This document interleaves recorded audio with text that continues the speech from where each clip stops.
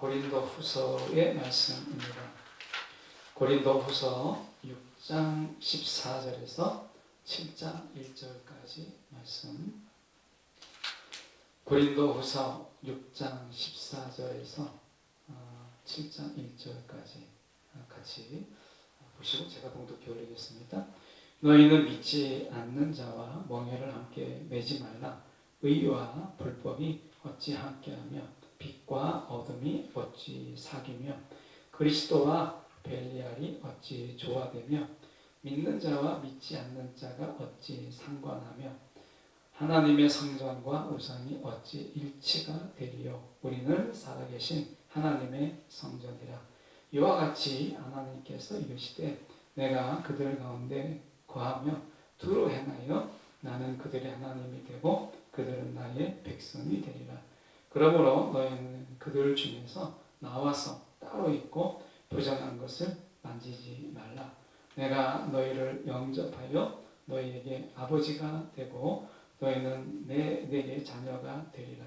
전능하신 주의 말씀이니라 하셨느니라. 그런즉 사랑하는 자들아, 이 약속을 가진 우리는 하나님을 두려워하는 가운데서 거룩함을 온전히 이루어 육과 영의 온갖 더러운 것에서 자신을 깨끗하게 하자. 아멘.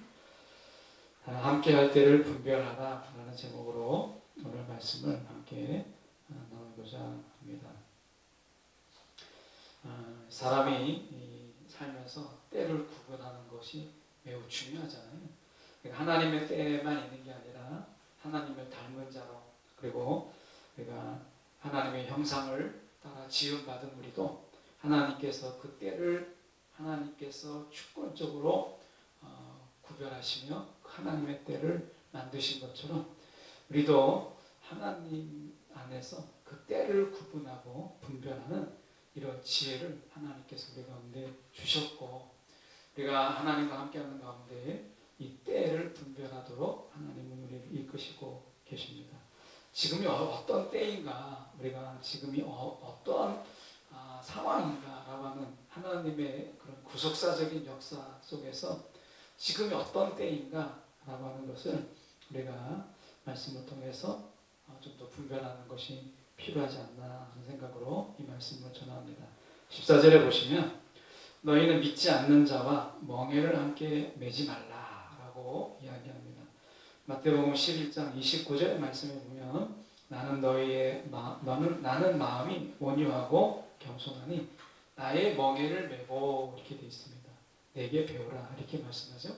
멍에라고 하는 것은 이 함께하는 것의 아주 상징적인 표현이라고 볼 수 있습니다. 너희는 믿지 않는 자와 멍에를 함께 매지 말라라고 얘기합니다. 우리는 이럴 때마다 복음을 전하기 위해서는 믿지 않는 자들에게 가야 되고 불신자에게 찾아가야 되는데, 어떻게 믿지 않는 자와 멍에를 매지 말라고 하지 않는, 이 멍에를 함께 매지 말라고 하시는가라고 우리는 생각이 들죠. 그 다음에 말씀에 보면 의와 불법이 어찌 함께하며 빛과 어둠이 어찌 사귀며 라고 얘기해요. 구원의 속성이 뭐예요? 구원의 본질을 우리가 보면 우리가 어둠에 있는 자 그리고 불법 가운데 있는 자를 건져주는 데 있는 것이지, 우리가 그 불법과 함께 불법을 행하고 그리고 어둠 속에 함께 거하는 것이 구원이 아니잖아요. 그러니까 복음의 본질은 뭐겠어요? 우리가 왜 함께 하는 거죠? 불법이 있는 자들을 불법에서 건져내기 위해서, 어둠 속에 있는 자들 속에서 어둠에서 건지기 위해서 우리는 그들에게 같이 이제 잠시 있는 거죠. 그런데 여기서 멍에를 함께 매지 말라라는 이 말은 사실은 우리가 다른 성경의 번역을 보면 이 어울리지 않는 관계에 서지 말라. 어울리지 않는 관계에 깊숙이 들어가지 말라. 그러니까 어울림에 관한 이야기인 거예요. 시편 94편 20절의 말씀을 보면 율례를 빙자하고 재난을 꾸미는 악한 재판장이 어찌 주와 어울리니까. 그러니까 악한 재판장이 하나님과 주님과 어울리지 않는 것처럼 우리가 너무 대비되잖아요. 악한 재판장이 어떻게 주님과 어울릴 수 있겠어요? 그러니까 마찬가지로 우리가 그들을 구해야 되지만 그들을 우리가 전도할 필요가 있고 하지만 그들 속에서 함께 우리가 불법을 행하는 자가 되고 어둠 속에 거하는 자가 되어서는 안 된다라고 하는 거예요. 누가복음 5장 36절에도 또 비유하여 이르시되 새 옷에서 한 조각을 찢어 낡은 옷에 붙이는 자가 없나니 이렇게 얘기합니다. 만일 그렇게 하면 새 옷을 찢을 뿐이요 또 새 옷에서 찢은 조각이 낡은 것에 어울리지 아니하리라 라고 얘기합니다. 어울리지 않는다는 거예요. 그러니까 오늘 우리가 말씀 속에서 전도하는 것과 함께 어울리는 것과의 차이를 우리가 좀 알 필요가 있다는 거예요. 그래서 예수님께서도 우리가 죄인들과 함께 했지만 예수님은 어떻게 했어요? 그 죄인들의 삶이 달라지는 걸 보잖아요. 아주 대표적인 게 우리가 세리마태고 또 삭개오잖아요. 예수님께서 세리마태 죄인이라고 하는 그들과 함께 어울리는 가운데서 마태가 예수님의 제자가 되고 그리고 전혀 다른 삶을 살았다는 걸 보거든요. 예수님은 죄인들과 함께 했지만 죄인들의 삶을 살지는 않으셨다는 거예요. 그래서 성경에는 예수님은 죄가 없으시다라고 이야기하는 것이죠. 그래서 만약에 우리의 신앙에서 불법을 하는 자들 속에서 내가 불법을 행하는 자들과 어울리는데 내가 그 불법의 유혹을 이기지 못하는 자라면 그와 함께하지 않는 게 지혜로운 거고 내가 어둠 속에 있는 자를 구하기 위해서 어둠에 있는 자를 만날 수는 있지만 어둠의 유혹을 이기지 못한다면 내가 그 정도 믿음의 분량이 아니라면 어둠에 있는 자들과 사귀는 것은 매우 위험한 일이죠. 그래서 말씀하는 게 우리가 어울릴 수 없는 자들 속에 우리가 함께 어울리는 일을 삼가 조심하라 라고 이야기하는 거예요. 여기에서 우리가 한번 짚고 넘어갈 것은 예수님은 도저히 어울리지 않는 우리에게 찾아오셔서 주님과 어울리는 자가 되게 하셨다라고 하는 거예요. 이게 은혜죠. 어떻게 보면 예수님께서는 우리가 정말 여기 보면 이 악한 재판장이 주와 어울리지 않는 것처럼 어쩌면 우리도 똑같이 주님과 어울릴 수 없는 자들인데 우리 가운데 찾아오셔서 우리가 주님과 어울리는 자가 되게 하셨다라고 하는 게 이게 은혜죠. 우리가 주님처럼 그렇게 어둠과 또 불법을 행하는 자들 속에서 찾아가서 그들에게 복음을 전하는 것은 매우 중요하지만 그러나 그들께 어울려서 우리가 불법을 행하고 어둠 속에 거하는 것은 미련한 것이다 라고 하는 이 분명한 분별을 우리가 좀 더 가질 필요가 있다 라고 하는 것입니다. 그래서 예수님이 모범이 되는 거예요. 우리 가운데 오셨지만 우리와 같이 되지 않으셨고 우리가 주님과 같이 되게 하셨다는 거예요. 이게 다르죠? 주님은 우리와 같이 되지 않으셨어요. 우리 가운데 찾아오셨지만 우리가 주님 같은 자가 되게 하셨다라고 하는 것이 다른 거죠. 15절에 그래서 이렇게 말씀합니다.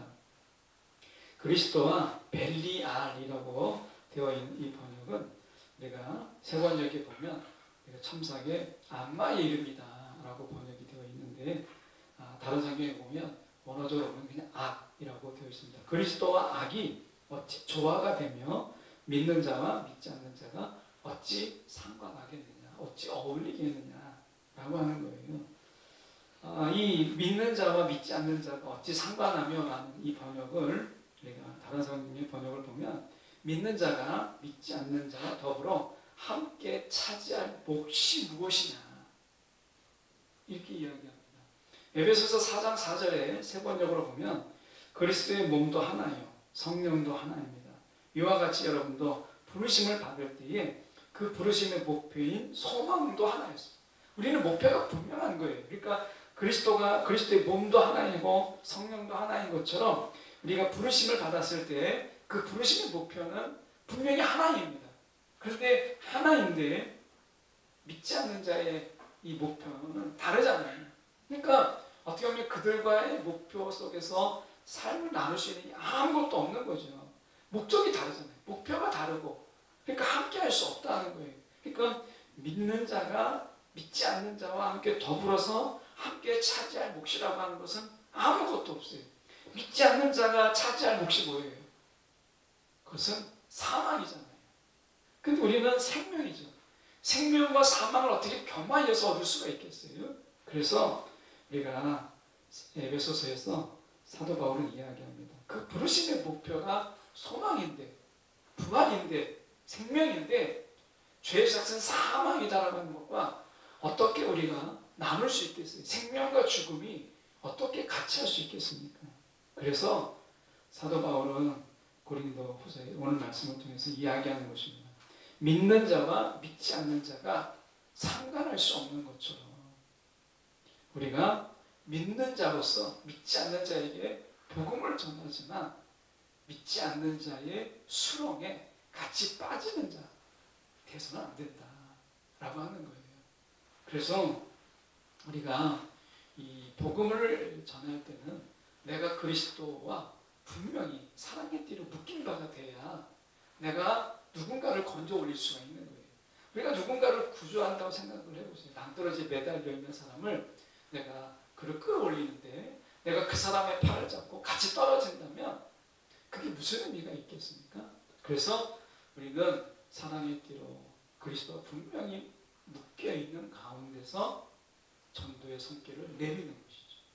그래서 전도 이전에 중요한 것은 내가 그리스도와 분명하게 우리가 매어 있는 것이 필요한 거예요. 그래서 말씀에 우리 가운데 좀 건너가서 이야기하는 게 바로 지금 그 부분이에요. 말씀에 우리가 보시면 이렇게 되잖아요. 16절의 말씀이 바로 그 말씀입니다. 하나님의 성전과 우상이 어찌 일치되리요?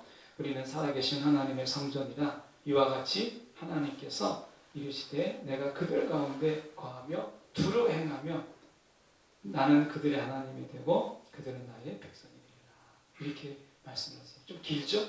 그런데 뒤에서도 보면 너무나 분명한 거죠. 순서를 보면 하나님이 되고가 먼저 나오지 나의 백성이 되리라가 먼저 있지 않습니다. 하나님은 먼저 하나님이 되셨어요. 그런 다음에 우리를 백성으로 삼으셨어요. 이 순서는 저는 매우 중요하다고 봐요. 우리를 먼저 백성 삼으시고 그리고 하나님이 되신 것이 아니라 먼저 하나님이 되셨기 때문에 우리를 백성으로 삼으실 수 있었던 것이죠. 하나님이기 때문에 우리가 백성이 될 수 있었다. 하나님이 아니라면 우리는 백성도 아니요 하나님이 아니라면 우리는 자녀도 아니다 라고 하는 거죠. 이 분명한 이 서술적 관계가 있잖아요. 그러니까 우리는 하나님이 먼저 되심으로 우리는 백성이 된 거예요. 이 구절이 18절에서 보면 너에게 아버지가 되고 너희는 내게 자녀가 되리라 이렇게 얘기합니다. 여기서 똑같죠. 순서가 너희가 자녀가 되고 그러므로 인해 내가 아버지가 된다 이렇게 돼 있지 않습니다. 너희에게 아버지가 됨으로 인해서 너희는 내게 자녀가 되리라 라고 얘기합니다. 세상의 아버지는 준비가 안 된 아버지예요. 누구도 아버지의 그런 라이센스, 어떤 자격을, 면허증을 따고 아버지가 된 사람은 아무도 없어요. 다 준비가 안 된 가운데 아비가 되고 어미가 되는 거예요.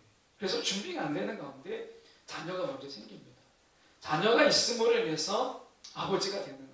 그러다 보니까 아버지가 뭘 하는지, 어미가 뭘 하는지를 아무도 모르는 가운데서 자녀가 먼저 있음으로 인해서 아빠라고 불리기도 하고 엄마라고 불리는데 아빠가 무엇을 해야 되는지, 엄마가 무엇을 해야 되는지 아무것도 모르는 거예요. 양육이 뭔지, 아이를 키운다라는 게 뭔지를 모르고서 아빠가 되고 엄마가 돼요. 세상에 누구도 다 마찬가지입니다. 세상에서는 그래서 진정한 아비가 없고 진정한 어미가 없어요. 그냥 자녀를 낳는 가운데 아비가 되어져 가고 있는 거고 어미가 되고 있는 거죠. 아직도 어떤 누구도 완전한 아버지가 없다는 거예요. 저도 자녀가 되시지만 완전한 아버지다? 아마 자녀들이 그렇게 생각하지 않을 거예요. 그러니까 우리는 누구도 자녀가 있다고 해서 아빠라고 불리기도 하고 엄마라고 불리기도 하지만 어느 누구도 진정한 아버지, 진정한 어머니가 없어요. 진정한 아비와 진정한 어미가 없어요. 왜? 자녀가 되고 그리고 아버지가 됐고 어머니가 됐기 때문에 이것은 여전히 계속해서 불안전성 속에서 지속되는 거예요. 그런데 하나님은 그렇지 않습니다. 하나님은 먼저 하나님이 되셨고 그 다음에 백성이 하셨고 하나님은 먼저 아버지가 되셨고 아버지를 충분히 예비되고 준비되고 하는 가운데서 아버지가 되신 가운데 자녀가 있게 하셨어요. 하나님 외에 그래서 진정한 아버지가 없고 하나님 외에 진정한 어미가 없는 거예요. 그러니까 이 점에서 우리는 하나님 앞에서 우리가 그 아비됨과 어미됨을 우리가 참 부끄러우게 여길 수밖에 없다라고 하는 거예요. 자, 말씀에 돌아가서 16절에 보시면 이렇게 말씀하죠. 하나님께서 이르시되 내가 그들 가운데 거하며 두루 행하여 나는 그들의 하나님이 되고, 자, 그들 가운데 우리 가운데 거하신다는 거예요. 근데 이 거하신다는 게 어디예요? 일상 가운데 거하시고 별거 아닌 일에 거하시고 우리가 그냥 아침에 일어나서 저녁에 누울 때까지 그냥 평범한 일, 아무것도 아닌 일, 엄청난 돈이 되거나 아니면 엄청난 열매가 있거나 아니면 누가 알아주는 일, 그런 일도 아닌 그런 일들 속에 하나님께서 거하시고 두루 행하신다라고 말씀하세요. 하나님 우리 가운데 말씀하시는 게 그거예요. 특별한 일이 아니에요. 그냥 아침부터 늘 해오던 일, 평범한 일, 별거 아닌 일, 스스로 봐도 막 내놓을 만한 그런 일들이 아닌 그런 일상 속에서 하나님이 뭐라고 말씀하시냐면 우리 가운데 거하고 두루 행하시고 계신다라고 이야기합니다. 여러분, 하나님을 믿는다고 하는 것이 일상이 거부되는 게 아니라 오히려 일상을 살아가는 거잖아요. 그러니까 지금 보시면 달라지는 건 뭐예요? 우상과 하나님의 차이가 무엇이냐면 하나님은 지금 우리 가운데 말씀하시는 게 우리들 가운데 거하고 계시다. 우리들 가운데 거하시다. 우리가 아침에 일어나서 지금까지 한 일들 가만히 돌아보세요. 진짜 별거 아닌 일들이니까. 이 별거 아닌 일들 속에서 하나님이 거하고 계시다. 우상은 안 그렇죠. 우상은 뭔가 특별하고 위대하고 엄청난 일들 가운데 역사하시지, 우상의 신들은 우리 일상 가운데 함께하는 신이 아니에요. 그런 의미에서 하나님은 우리 가운데 말씀하시는 게 그들 가운데 거하며 두루 행하여 그들의 하나님이 되고, 이게 그들의 하나님이 된다. 우리의 하나님이 되신다. 라고 말씀하시는 거예요. 여러분, 우리가 살아계신 하나님은 우리 가운데 거하신다. 우상은 그렇진 않아요. 그래서 여러분, 나의 백성이 되는 것보다 우리의 하나님이 되신 것이 먼저라는 거예요.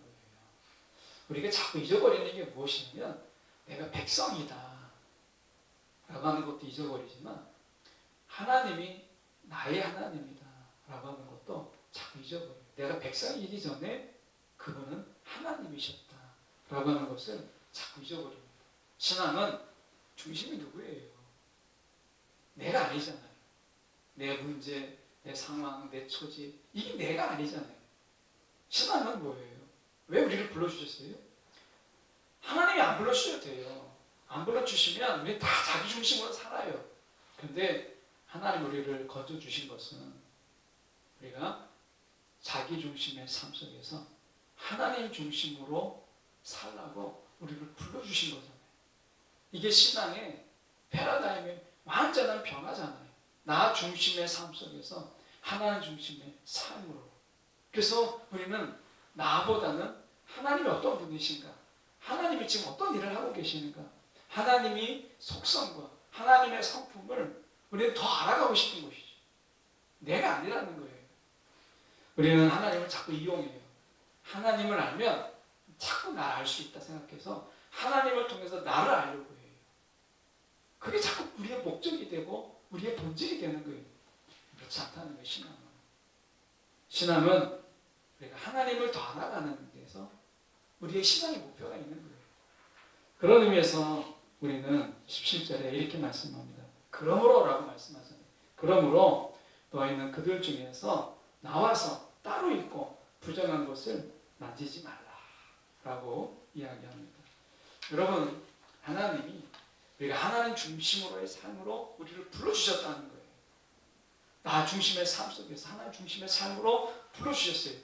우리가 별것 아닌 일인데, 우리가 별것 아닌 일, 저도 뭐 해보면 아침에 나와서 이렇게 성경 보고 또 큐티 하고 또 큐티 올리고 또 수요예배 뭐 준비하고 뭐 이렇게 점심 먹고 또 이렇게 차 한잔 마시고 이게 별거 아닌 일인 거예요. 뭐 누구한테 막 내세울 것도 아니고 그냥 그런 일인 거예요. 그런데 놀라운 게 무엇이냐면 이게 나 중심일 때는 아무것도 아닌 일인 거예요. 그런데 하나님의 중심이면 하나님의 역사에 제가 동참한 거고 하나님의 역사에 내가 참여하는 거예요.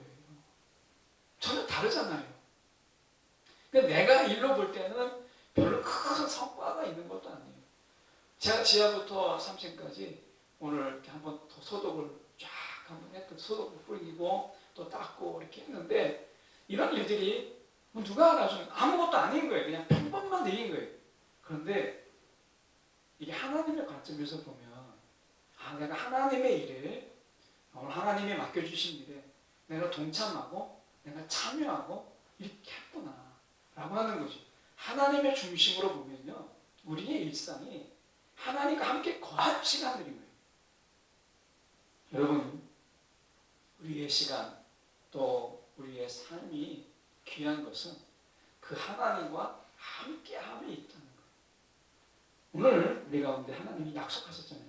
내가 우리 가운데 거하며 두루 행할 것이다 라고 말씀하세요. 그래서 그러므로 보면 너희는 그들 중에서 나와서 자 그들이 뭐예요? 그들은 우리가 보면 우상을 섬기는 자라고 볼 수도 있고 불법을 행하는 자일 수도 있고 어둠에 거하는 자일 수도 있고요. 악을 행하는 자라고 볼 악 자체라고 볼 수도 있어요. 근데 진정한 악이 어디죠? 악은 별거 아니에요. 나 중심의 삶이 악이에요. 나 중심의 삶. 그래서 지나친 나 중심의 삶이 묻지마 살인을 일으킬 수 있는 거고 지극히 자기중심적인 삶은 다른 사람을 때릴 수도 있고 다른 사람에게 폭력을 행할 수도 있는 거예요. 나 중심의 삶이니까. 근데 하나님의 중심의 삶은 그렇지가 않잖아요. 그래서 말씀에 우리가 보면 그러므로 그들 중에서 자기 중심적인 삶 속에서 지금 헤매고 있는 그런 자들 속에서 나와서 따로 있고 자기 중심의 삶을 살아가는 부정한 자들 이런 자들 속에서 만지지 좀 말고 이렇게 말씀하시는 거예요. 오늘 하나님께서는 우리가 이 부정한 것 이렇게 말씀하고 있는 이 말이 원어적인 의미 속에서는 사람에게는 순결하지 못한 것을 말하는 것이고 사물에게 있어서는 불결한 것을 더러운 것을 이야기하는 거예요. 근데 여기서 중요한 것은 사물에 관한 것보다는 사람에게 관한 거예요. 순결하지 못하다 라고 하는 거예요. 순결하지 못하다. 여러분 이 시대에 우리가 순결을 이야기하면 참 고리타분하게 들리지만 오늘 하나님께서 우리 가운데 분명히 이야기합니다. 순결한 너희가 따로 있고 부정한 것을 만지지 말라라고 이야기함으로 인해서 우리에게 순결을 요구하고 있다. 영적 순결, 육적인 순결을 우리 가운데 요구하고 있다는 거예요. 하나님께서 이 순결을 우리 가운데 말씀하세요. 이 시대에 참 고리타분한 이야기인 거죠. 그런데 이 시대의 때를 구분하면 이때가 순결할 때요, 이때가 영적으로 깨끗해야 될 때다 라고 말씀하는 거예요. 그럼 어떻게 깨끗해지느냐? 하나님 우리 가운데 말씀하세요. 막 너희가 깨끗해지려고 하는 게 아니라 이렇게 말씀합니다.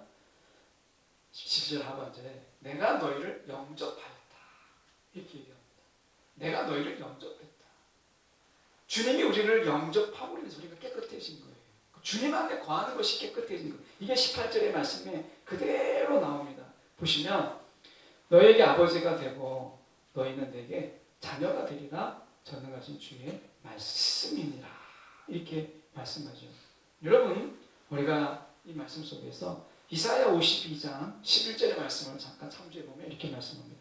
너희는 떠날지어다 떠날지어다 거기서 나오고 부정한 것을 만지지 말지어다 그 가운데서 나올지어다 여호와의 기구를 매는 자들이여 스스로 정결하게 할지어다. 하나님이 곁에 있고 하나님을 떠나지 않는 것이 정결인 거예요. 그게 순결한 거예요. 그러니까 하나님을 자꾸 떠나서 하나님과 자꾸 멀어지고 등지고 하는 것들이 불결한 것이고 내가 하나님과 같이 하고 하는 것이 그게 정결한 것이에요. 그래서 여러분 아까 말씀드린 것처럼 우리가 하나님과 함께하는 것이 거룩인 거예요. 거룩이 어려운 게 아니죠. 하나님과 함께하는 게 거룩이에요. 그래서 7장 1절의 말씀에 이렇게 말씀합니다. 그런즉 사랑하는 자들아 이 약속을 가진 우리는 하나님을 두려워하는 가운데서 거룩함을 온전히 이루고 이렇게 되어 있습니다. 그러니까 하나님과 함께하는 거. 일상 가운데서 내가 하나님을 인정하고 하나님과 함께하는 거. 내 삶 속에서 야 이건 내가 내 일이 아니고 그냥 하나님의 역사의 시간에 내가 참여하고 있고 내가 동역하고 있는 것이다. 동참하고 있는 것이다 라고 하는 이 마음으로 살아가는 이 자체가 거룩이라는 거예요. 거룩. 야 이건 내가 맡긴 일. 막 돈 벌기 위해서 하는 일. 이번에 뭐 이렇게 보니까 방탄소년단에 소속되어 있는 그 어떤 빅히트 엔터테인먼트 회사가 이번에 대박을 쳤잖아요. 그래가지고 방시혁이라고 하는 그 CEO가 갑자기 몇 조의 재산을 가진 그래서 시가총액으로 우리나라의 다섯 번째 손가락 안에 다섯 번째 손가락을 드는 현대자동차 그룹의 그 회장을 위협하고 있는 근소한 차이로 6이다 이렇게 얘기합니다. 나중에 이제 시가가 더블로 올라가면 시가총액으로 우리나라의 5대 부자 하나 드는 이런 엄청난 부를 거두겠습니다.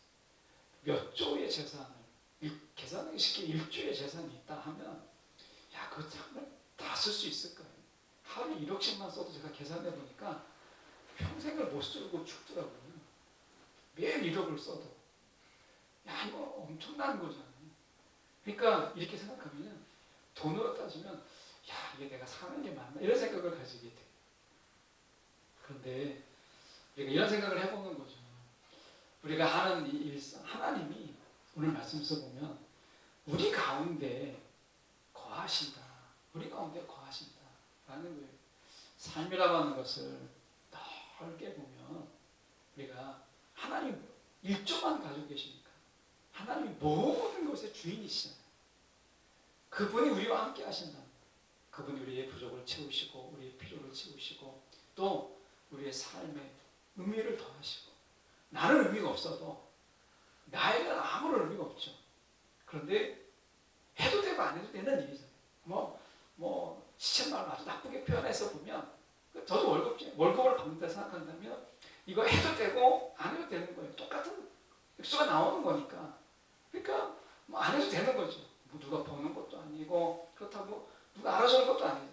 그런데 생각하면서 야 이건 하나님이 나와 함께 계시고 내가 소독을 하고 뭔가 큐티도 올리고 뭔가 성경을 보고 고민하고 그럴 때 야 이건 하나님이 함께 하시는구나 라고 생각한다면 이것저것 귀한 일도 없고 이것저것 감사한 일도 없는 거예요. 그래서 여러분 우리가 삶 속에서 내가 하나님의 일에 동참하고 있다. 하나님 우리 가운데 거하시는데 내가 그분과 함께하고 있다라고 하는 이 삶은 어떤 것도 우리가 값을 매길 수 없는 엄청난 삶을 우리 가운데 사는 것이다 라고 말씀하시는 그걸 거룩이라고 이야기해요. 거룩을 어떻게 돈 주고 살 수 있겠습니까? 거룩의 가치가 어떻게 돈으로 액수로 매길 수 있겠어요? 여러분 거룩은요 돈으로 살 수도 없고 돈으로 액수를 매길 수도 없습니다. 너무나 귀한 거잖아요. 하나님이 우리 가운데 거하셔서 우리와 함께 하심으로 인해서 늘 거룩을 생각하기만 해도 우리가 늘 거룩이 어렵지 않도록 하신 거잖아요. 이게 너무 하나님의 은혜인 거예요. 거룩이 막 너무 어려워서 아침부터 막 계단을 막 피 흘리면서 올라가야 되는 이런 어떤 고통 그리고 그런 인내에 이게 우리가 거룩이라고 한다면 저는 못합니다. 여러분 하실 수 있겠어요? 우리가 여기서부터 그냥 3층까지 막 무릎으로 계단을 밟고 올라가야 그게 거룩이다.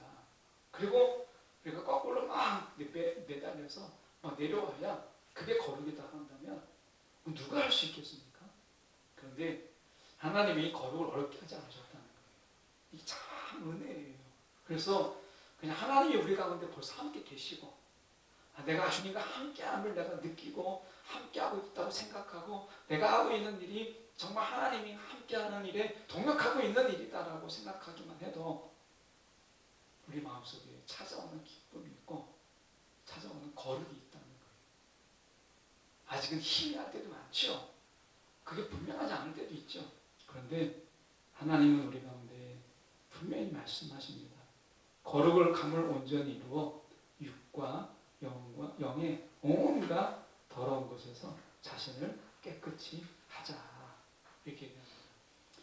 코로나19 때문에 질병관리본부에서 늘 외치는 구호가 있습니다.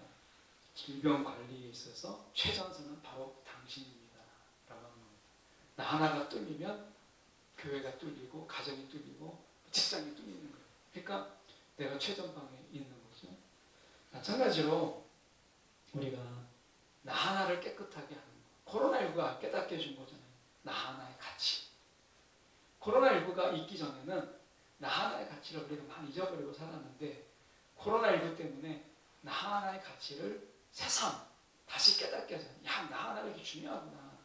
그 한 사람 때문에 우리가 슈퍼 전파자라는 이야기를 듣잖아요. 그 한 사람 때문에 슈퍼 전파자가 되는 것처럼 여러분 우리가 어떤 슈퍼 전파자가 될 것이냐. 세상은 이야기하죠. 행복 바이러스가 되라. 행복 바이러스를 감염시키는 자가 되라. 라고 이야기하잖아요. 여러분 성경은 우리 가운데 이야기합니다. 거룩의 바이러스가 되라. 라고 이야기하잖아요. 여러분 슈퍼 감염자가 되길 원해요. 저와 여러분이 하나님과 늘 어떻게 보면 가까이 있음으로 인해서 그 거룩함을 우리가 전파할 수 있는 이런 자가 사도 바울은 말씀하고 있는 거잖아요. 여러분 우리가 제목이 함께 할 때를 분별하라 라고 이야기합니다.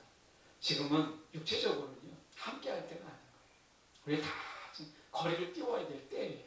그런데 영적으로 볼 때는요 지금이 함께 할 때인 거예요. 다 외롭고 괴롭고 홀로 있고 쓸쓸하고 너무나 어렵고 뭐 이런 때잖아요. 육적으로는 지금 거리가 멀리 있어야 될 때지만 우리가 영적으로 마음적으로는 우리가 함께 할 때가 지금이다 라고 하는 거예요.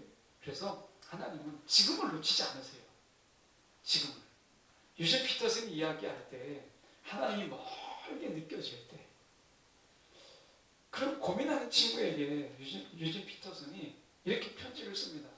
그 편지의 내용이 참 감명 깊었어요. 하나님이 너무 멀게 느껴질 때 그럴 때 일상에서 삶 속에서 일상의 삶을 가만히 돌아보라는 거. 그럴 때는 일상의 삶을 가만히 곱씹어 보라는 거예요.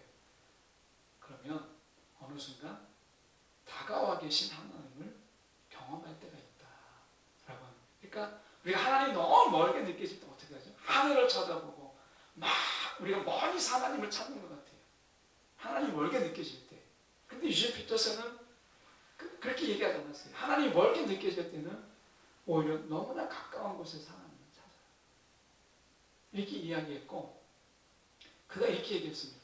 왜 멀게 느껴지게 하실까? 광야를 이야기합니다. 그러면서 새로운 곳, 또 더 신선한 곳, 더 아름다운 곳으로 잠시 이동하기 위해서 그렇게 하는 것이다. 이렇게 이야기했습니다.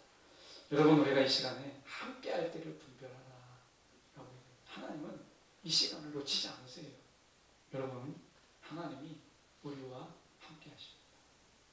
어떻게 하나님이 때를 놓치시겠어요? 오늘 저와 여러분이 하나님이 멀게 느껴질 때 우리 일상 속에서 이미 와 계신 아니 우리와 함께 우리 너희 가운데 거닐고 행하시는 두루 행하시고 하시는 이 하나님의 약속 사도 바울이 던져주는 이 메시지를 곱씹어보는 저와 여러분 되기를 간절히 소망합니다. 기도하겠습니다.